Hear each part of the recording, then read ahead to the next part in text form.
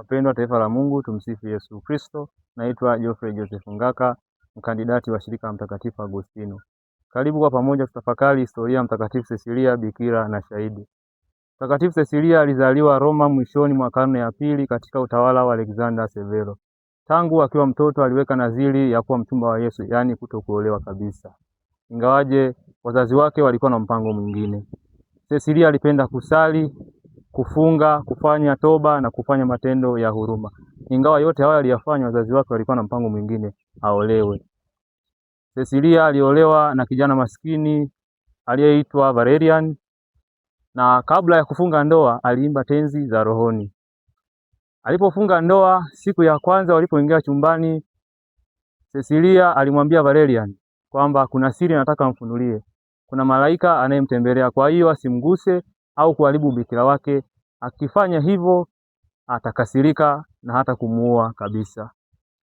Valerian akakubali, lakini akataka amfunulie siri hiyo.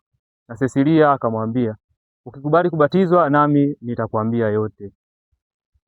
Valerian akakubali, akabatizwa, na siku ya kwanza alipofika nyumbani alimkuta malaika huyu anamvisha Cecilia taji la mawaridi kichwani kwake.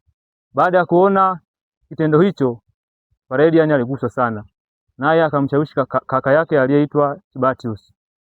Naye Tibatius akabatizwa. Walipobatizwa, liwali wa Roma aliyeitwa Alimachimu aliwaita vijana hao akawahoji waikane imani yao, na wenyewe walikataa kuikana imani yao. Kwa hiyo hawa ndugu wawili walikufa mashahidi, walifia dini. Baada ya muda, na Cecilia naye akaitwa na liwali huyu wa Roma, akahojiwa maswali yale yale kama walivyohojiwa hawa vijana wawili. Naye Cecilia akaambiwa ikane imani yake, lakini Cecilia alikataa. Liwali huyu aliamuru ateswe. Cha kwanza alichofanyiwa Cecilia, alifungiwa kwenye chumba kisichokuwa na hewa. Yaani poor air ventilation room. Lakini alikaa siku nzima mle bila kufa. Baadaye liwali aliamuru awekwe kwenye maji ya moto, lakini Cecilia hakuungua. Baadaye liwali aliamuru akatwe shoka ya kichwa na kifuani, na damu ilimtoka siku 3, huku akiwashawishi watu na kuwashauri wamrudie Mungu, yaani waongoke kabisa, waanze kusali.